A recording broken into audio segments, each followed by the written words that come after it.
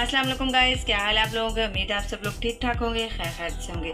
जी जनाब, ये देखिए जी, आज मैंने सोचा चले आपको किचन में लेके चलती हूँ।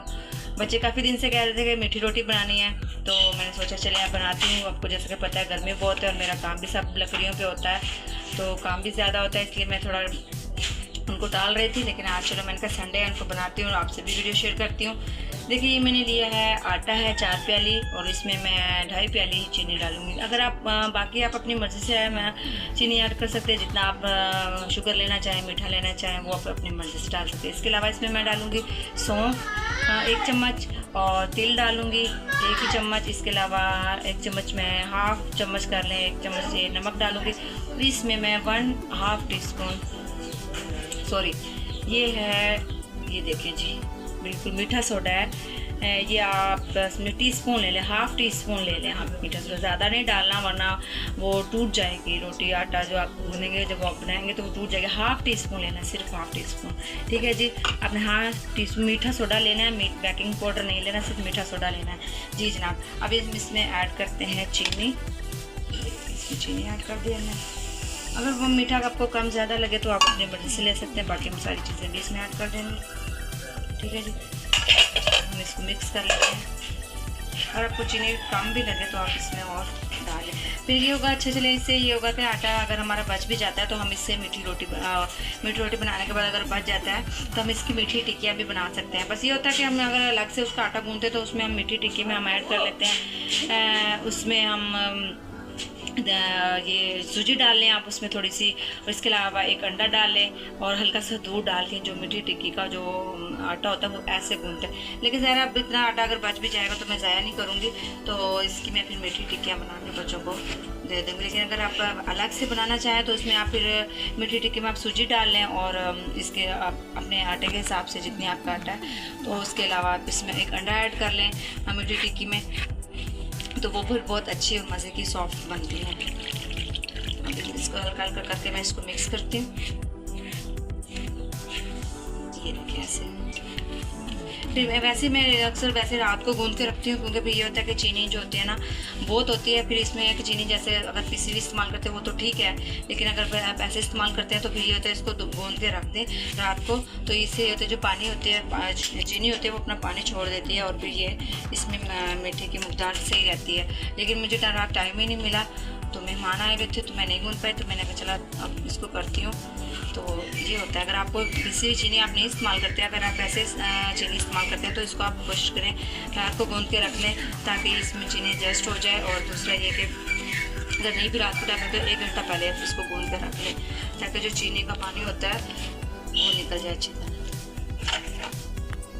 जी अभी इसमें, क्योंकि बच्चे ज़्यादातर मीठा ज़्यादा शौक से खाते हैं, मैं नहीं इतना शौक से खाती, बच्चे बहुत शौक से खाते हैं। मैं गर्मियों सर्दियों में तो मेरे ये चलता रहता है, क्योंकि सर्दियों में मैं नीचे बैठ के चूल्हा और मेरा वो भी है चूल्हा, जो नीचे लकड़ियों वाला चूल्हा होता है ज़मीन पे, वो मैंने लगाया हुआ।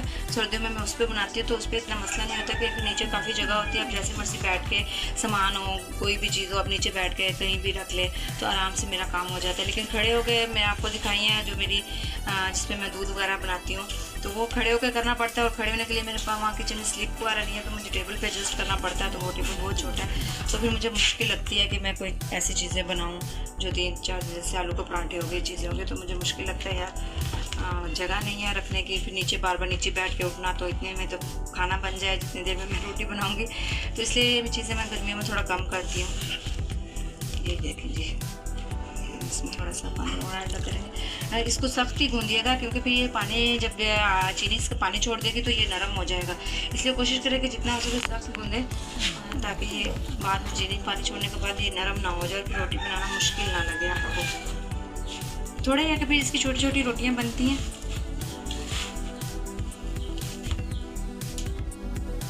जी जनाब, ये देखिए मैंने आटा गूंद लिया है। ठीक है जी, अब मैं इसको रखूँगी थोड़ी देर के लिए, तकरीबन आधे घंटे के लिए, क्योंकि सुबह का टाइम है वरना लेट हो जाऊँगी और मुझे फिर दोबारा आग जलानी पड़ेगी।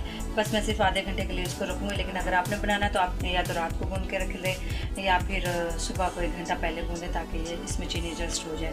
ठीक है जी, मैं सिर्फ आधा घंटा रखूँगी, जब तक मैं चाय बनाती हूँ, जब तक इसमें चीनी एडजस्ट हो जाएगी, फिर मैं इसको इंशाल्लाह रोटी बनाती हूँ, फिर आपको दिखाती हूँ। चलो ठीक है जी, ये देखें जी, मुझे अब आधा घंटा हो गया आटा गूंदे हुए, अब मैं बनाने लगी हूँ। ये देखिए मेरा किचन मुझे ऐसे एडजस्ट करना पड़ता है क्योंकि ये ऊंची हैं, इसलिए ये जो मेरी अंगीठियाँ ये ऊंची हैं, तो यहाँ पे तो स्लिप है नहीं, क्योंकि मैं तो सिर्फ गर्मियों में यूज़ करती हूँ। तो फिर मैं इसको निकाल देती हूँ सर्दियों का, फिर मैं चूल्हे पे नीचे बैठ के बनाती हूँ।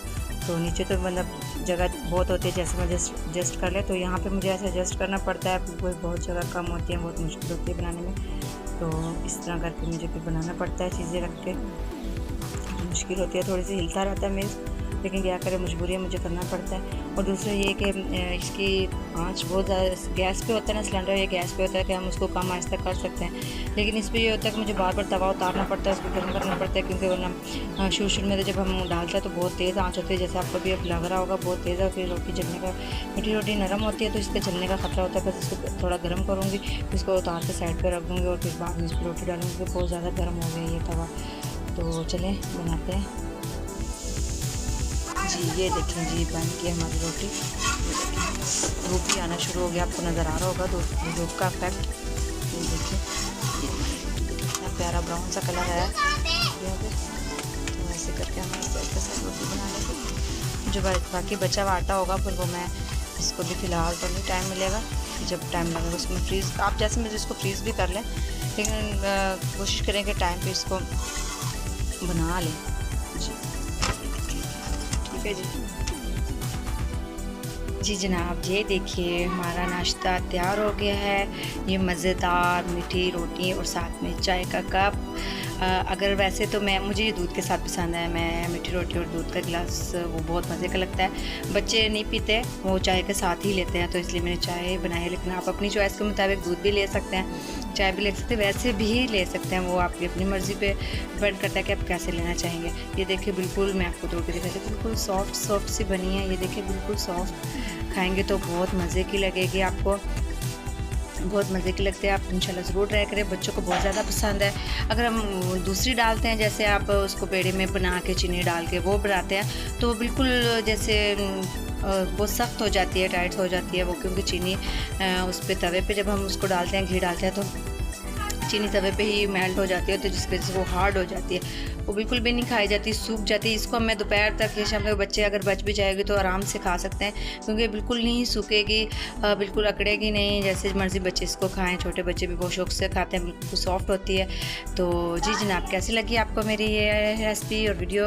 यकीनन आपको बहुत पसंद आई होगी। आज की अच्छी बात, हज़रत अली ने फरमाया, किसी को उसके मुँह पर बेइज्जत करना उसको कत्ल करने के मुतादिफ होता है। जी बिल्कुल, अगर आपको किसी की बात बुरी लग रही है या आपको उसकी आदत अच्छी नहीं लग रही, तो आप कोशिश कीजिए कि उसको इस तरह समझाएं या इस तरह करें कि उसको बुरा भी ना लगे और आप अपनी बात भी कह दें, और लफ्ज़ों का इस्तेमाल अच्छा करें, उसको अपनी इंसल्ट फील ना हो। कोशिश करें कि महफ़िल में ना हो, अलग से उसको अपनी बात समझाएं ताकि उसको बुरा भी ना लगे और उसके दिल में आपके लिए कोई भी बुग़्ज़ ना आए कि इसने मुझे बेइज्जत किया या कुछ भी। यकीनन आप मेरी बात को समझ रहे होंगे और इस पर अमल भी ज़रूर करेंगे। इसी अच्छी बात के साथ मुझे इजाज़त दी जाएगा। नेक्स्ट वीडियो के साथ आपसे फिर मुलाकात होगी, तब तक के लिए अल्लाह हाफ़िज़।